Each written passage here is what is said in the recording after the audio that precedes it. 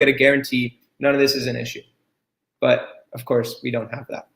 So I'm going to stay on the topic of the schedules for our next question and talk a little bit about home field advantage. Because honestly, this year may be the most home field advantage Stanford has had in a long time. So I want to ask you, this year, what does Stanford's home field advantage actually look like inside of Stanford Stadium? I think it looks about like it does every other year, which is to say home field advantage has nothing to do with the fans, and it has everything to do with other teams not being used to the quiet atmosphere. After one of the games late in 2017, Peter Kalambahi, who was one of the leaders of that defense in 2017, was talking to the media after the game, and somebody asked a question about how small the crowd was and how that affected Stanford, and he's like, I think it helps us because we're used to it at this point. The other teams, they don't really know what's going on, and I'm paraphrasing if Peter's listening to this, but effectively the point he was making is Stanford plays in front of crowds every week, particularly at home. When other teams show up to Stanford, the Mausoleum, they're just not ready for it. They're not ready for that eerie quiet as they're taking a snap. They're expecting that screaming crowd trying to disrupt everything they're doing. And instead, they're more disrupted by the silence. I got to tell you, Daniel, Stanford was born in the silence. They were molded by it. And and this year, everybody's just going to have to adopt the silence. But Stanford's already been there their whole life. And I really think that Stanford should win their 3 home games this season because of opponent alone. I mean, when you're talking about a home schedule that consists of Colorado, Washington State, and Oregon State, and 2 of those programs have brand new head coaches this year, yes, Stanford should go 3-0 at home. I think that they're actually going to look pretty impressive doing it because, once again, they already have the silence factor. Now you add that a super soft schedule that the Pac-12 gifted. The Mausoleum, my favorite nickname for it is the library, because that's what it is. It feels like a library, and it's been called that by numerous other people. I'm not the first, but Stanford had that advantage for so long, as you were just referencing. Since 2010, they went 53-12. 4 of those losses were last season. So clearly a strong home field advantage. And as we were just talking about, Colorado, Wazoo, and Oregon State should all be wins.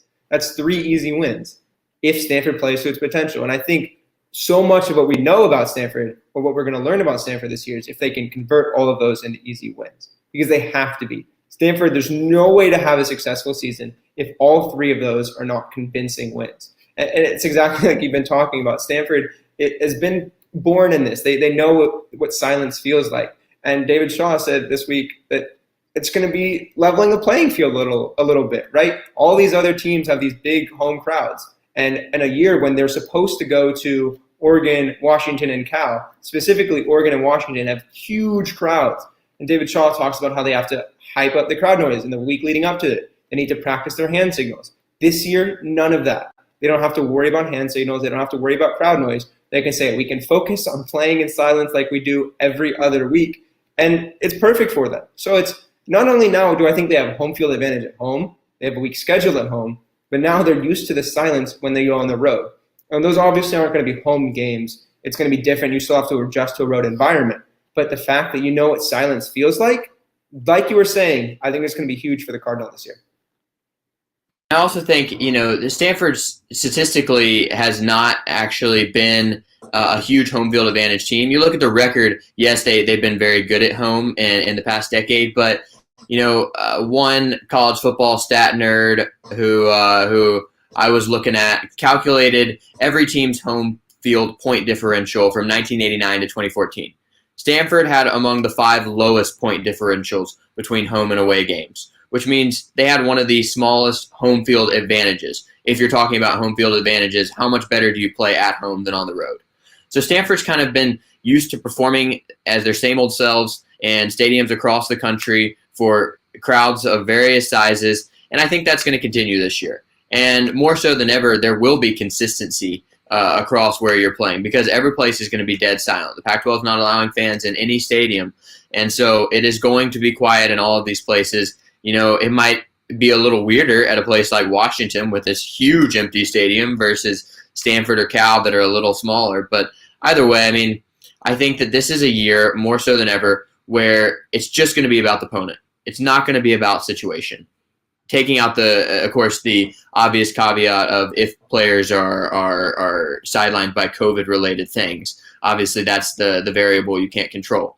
But mostly, it's just about the opponent. And Stanford's schedule comes down to 2 clearly definable parts: 3 very easy home games and 3 very difficult road games. And the question is going to be, can they take care of business in those home games, and can they shock the world in a couple of those road games? And, obviously one of those being taking back the axe in the big game over in Berkeley. And that is a game where Stanford's really going to appreciate not having fans, because those Berkeley fans were going to be in it this year. As much as Cal fans exist, I'm not totally certain they do, but if they do, they were all going to be there this year to celebrate the return of the axe. And now they don't get that, which, if there's one thing I'm happy about no fans at games, is that would be that. I don't want Berkeley fans to have that satisfaction.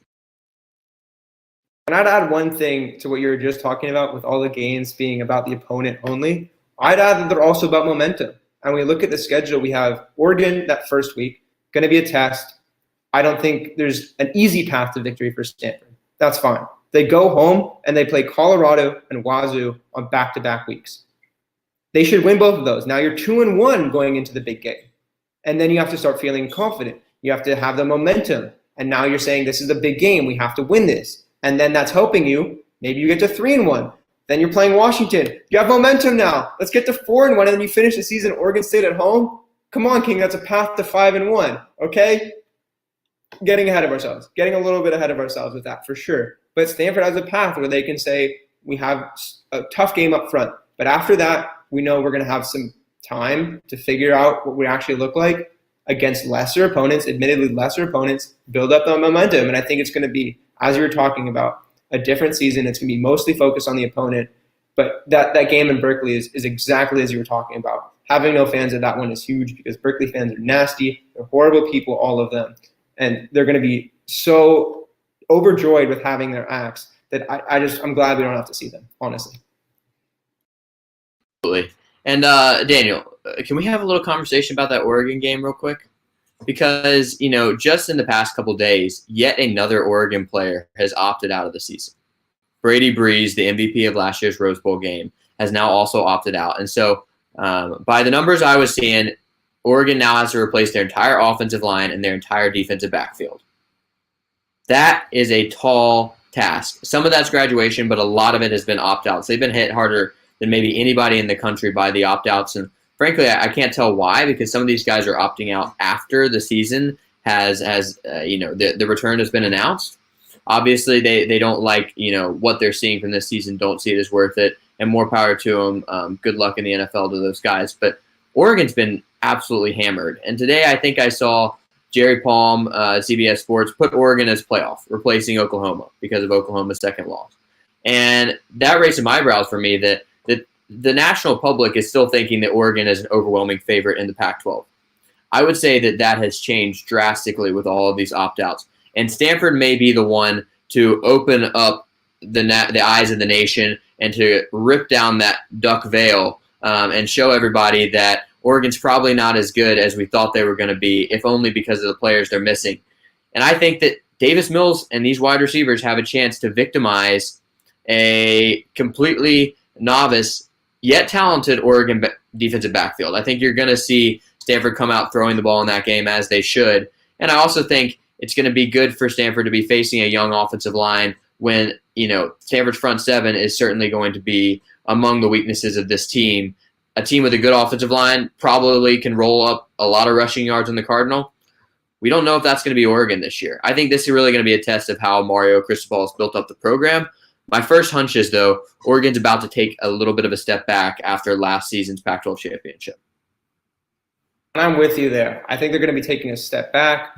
How far back is the question? Because Stanford does have a 2-game winning streak up in Austin, right? But how far does Oregon need to go back for Stanford to really be competitive with them? Because we saw last year, Stanford held them to 21 points. That's a winnable game. If you have 21 points you have to go up against. Stanford scored 6. Okay? It's not going to cut it no matter what. Oregon has a great program going. They've had great recruiting. We see them. We're going to be talking about that very soon, how much ahead of Stanford they are in that sense. They have a lot of different factors. Can Stanford surprise them? Maybe, but Stanford's barely started practicing, and go up against them week 1. That's tough. That's really tough. I'm with you there. I think Oregon will be knocked back. I really do, and I don't see them as the team to beat necessarily in the Pac-12. But for Stanford to come out on top on that week 1, that might be a little bit tough. So